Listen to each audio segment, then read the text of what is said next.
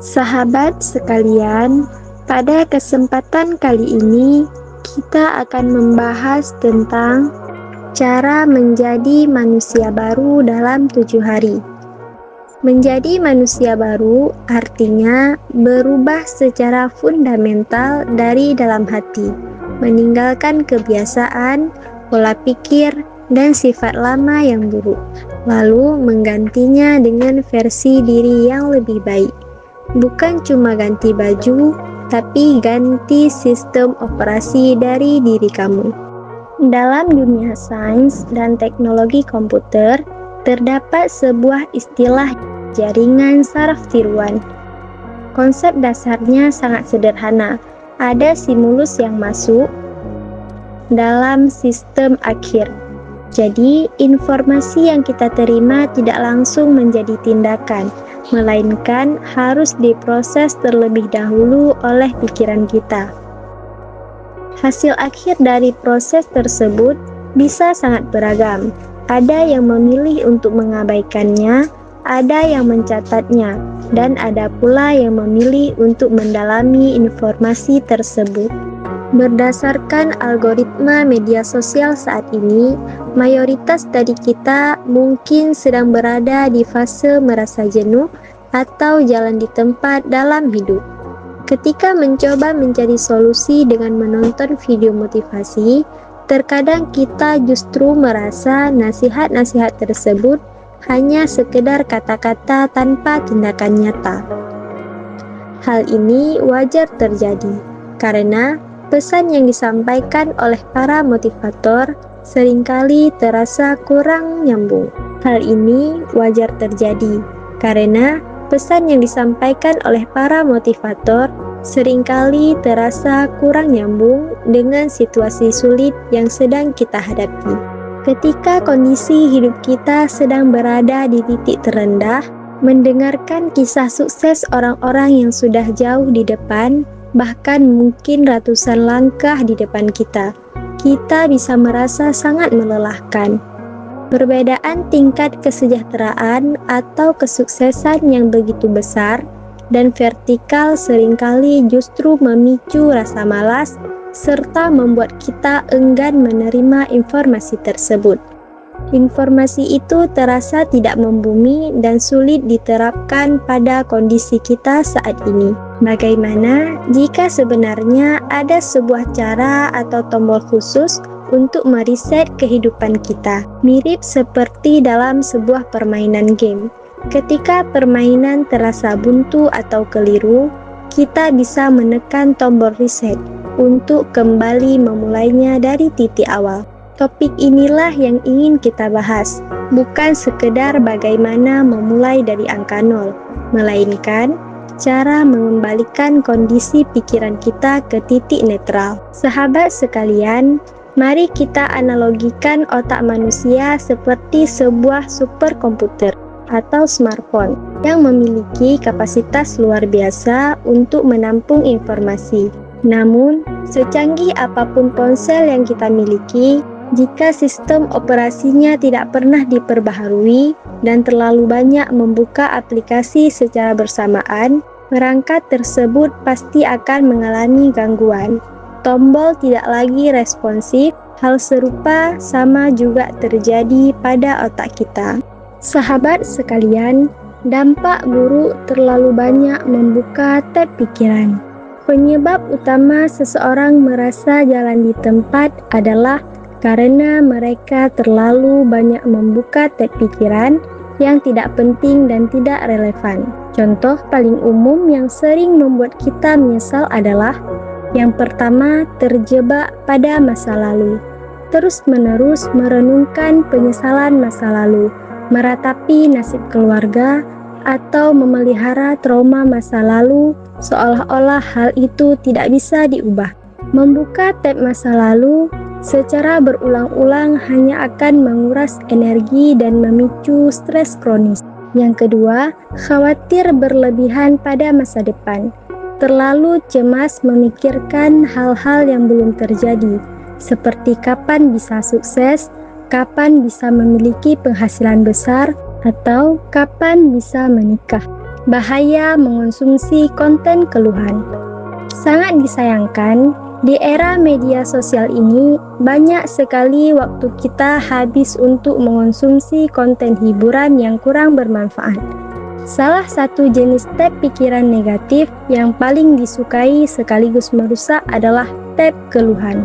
Menonton orang lain mengeluh, marah-marah, atau meluapkan kekesalan di media sosial seringkali memberikan kepuasan semu, seolah-olah kita sedang melakukan sesuatu tindakan nyata, padahal kita hanya sekedar ikut bicara. Mengeluh tanpa adanya aksi nyata sama sekali tidak akan menyelesaikan masalah. Rekomendasi terbaik yang kita bisa lakukan adalah menutup tab-tab negatif tersebut dan membuka lembaran baru yang berfokus pada hal-hal positif. Pikiran kita membutuhkan nutrisi mental, sama seperti otot yang membutuhkan nutrisi tepat agar dapat berkembang dengan baik setelah dilatih. Mengalami stres atau tekanan sebenarnya adalah hal yang baik bagi perkembangan otak, asalkan kita mengimbanginya dengan konsumsi nutrisi mental yang sehat dan berkualitas melalui aktivitas-aktivitas yang membangun. Sahabat sekalian, langkah nyata menata pikiran dan membangun momentum hidup. Yang pertama, kekuatan menulis sebagai nutrisi mental. Sebagai bentuk nutrisi mental yang sangat direkomendasikan untuk semua orang, ada satu aktivitas sederhana namun sangat berdampak yang bisa kita lakukan, yaitu menulis. Coba bayangkan prosesnya. Energi dari otak disalurkan menuju tangan Anda untuk menggerakkan pena, lalu mengubah ide abstrak tersebut menjadi sebuah tulisan nyata. Aktivitas ini merupakan metode yang sangat menarik bagi siapa saja yang ingin menata ulang. Metode ini disebut dengan brain dump. Tumpahkan segalanya, pindahkan segala hal yang mengganjal di dalam pikiranmu ke atas kertas, daripada hanya sekedar melamun atau menduga-duga. Tuliskan secara jujur apa saja hal yang saat ini membuat Anda merasakan tidak nyaman dengan hidupmu. Tuliskan secara jujur apa saja hal yang saat ini membuatmu merasa tidak nyaman dengan hidupmu. Tuliskan hal yang disukai. Di sisi lain, tuliskan juga hal-hal yang membawa kebahagiaan atau hal-hal yang Anda sukai dalam hidup ini. Melalui dua kategori tulisan tersebut, kamu akan mendapatkan gambaran yang jelas mengenai prioritas hidup Anda. Fokuslah pada hal-hal yang Anda sukai dan memberikan dampak positif. Sahabat sekalian, mengubah hal abstrak menjadi target yang smart. Memikirkan keinginan atau impian seringkali terasa abstrak seperti sekedar berangan-angan. Namun, ketika impian tersebut dituangkan ke dalam bentuk tulisan, Anda sedang mengubah hal abstrak tersebut. Kuncinya adalah menyusun target atau tujuan tersebut menggunakan metode SMART. Sahabat sekalian, kita semua tahu bahwa dunia ini tidak selalu berjalan ideal. Namun, sebisa mungkin hal-hal yang tidak bisa kita sukai dan tidak mendukung tujuan hidup, sebaliknya mulai dikurangi atau dieliminasi secara bertahap. Sebagai contoh, jika saat ini kamu berada di pekerjaan yang kurang kamu sukai, tapi pekerjaan tersebut memberikan penghasilan yang sangat baik, tentu kamu tidak bisa langsung mengeliminasinya begitu saja. Kamu harus berpikir secara rasional. Sahabat sekalian, ada beberapa langkah menuju transformasi diri. Bagi kamu yang menyukai tantangan dan ingin benar-benar keluar dari zona nyaman, saya ingin memberikan sebuah tantangan khusus. Abaikan saja keraguan atau komentar negatif dari luar yang mungkin terasa bertele-tele atau melemahkan semangatmu. Pilih satu kebiasaan kecil atau mini habit yang positif lalu lakukan secara konsisten selama 30 hari ke depan. Untuk membantumu mendisiplinkan diri dalam proses ini, kamu dapat memanfaatkan beberapa alat bantu, antara lain Habit Tracker, memantau konsistensi aktivitas harian Anda. Dan yang kedua, untuk mencatat dan mengelola keuanganmu. Yang ketiga, Goal Tracker, untuk memastikan targetmu tetap berada di jalur yang benar. Yang keempat, Newsletter, berisi materi edukasi mingguan bagi kamu yang tertarik untuk terus belajar. Yang kedua, memulai kembali dari titik nol. Ketika kamu berkomitmen menjalankan tantangan ini, anggaplah kamu sedang melakukan riset atau memulai kembali hidup dari titik nol. Lepaskan beban masa lalu dan kurangi kecemasan berlebihan tentang masa depan. Fokuskan seluruh energimu pada apa yang bisa kamu lakukan hari ini dan saat ini juga. Jika kamu merasa memulai benar-benar dari bawah tanpa adanya hak istimewa, kondisi ini sangatlah wajar. Kamu direkomendasikan untuk mempelajari dasar-dasar pengelolaan ekonomi dan mitigasi risiko kehidupan agar langkahmu ke depan menjadi lebih baik dan lebih aman dan terukur. Bagi kamu yang masih merasa bingung atau belum mulai bergerak, langkah awal terkecil yang bisa dilakukan adalah membangun jejak digital yang positif. 3. Rangkuman cara menata ulang atau riset hidup.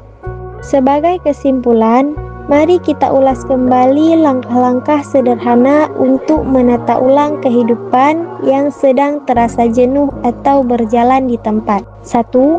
Sadari bahwa pikiran kita adalah superkomputer.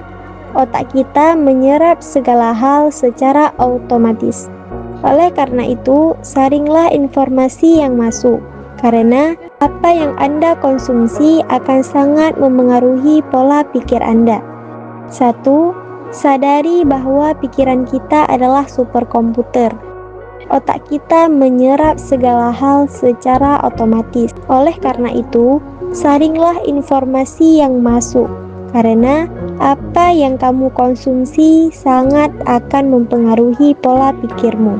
Yang kedua, tutup tab-tab negatif. Mulailah membatasi dan menghentikan kebiasaan melihat konten, lingkungan, atau pikiran-pikiran buruk yang tidak membawa manfaat. Ketiga, buka tab-tab positif melalui menulis. Tumpahkan semua target, hal yang disukai maupun hal yang tidak disukai ke atas kertas agar masa depanmu terlihat lebih konkret. Yang keempat, memiliki kompas diri. Gunakan tulisan tersebut sebagai panduan utama agar kamu tidak mudah goyah. Yang kelima, tentukan prioritas dan lakukan eliminasi. Pilih hal-hal yang paling krusial untuk masa depanmu. Lalu, pangkas atau kurangi hal-hal tidak produktif yang menghambat perkembangan diri. Yang keempat, ajakan bertindak. Jika kamu menerapkan langkah-langkah di atas secara disiplin dan konsisten, saya yakin kualitas hidupmu akan mengalami perubahan yang sangat signifikan ke arah yang lebih baik. Terima kasih telah menyimak materi hari ini. Mari saling mendukung untuk menuliskan topik atau pembahasan apalagi yang menarik untuk diangkat di video selanjutnya di kolom komentar. Jangan lupa untuk menekan tombol like, meninggalkan komentar positif, subscribe, serta membagikan video ini kepada teman-temanmu yang sekiranya membutuhkan.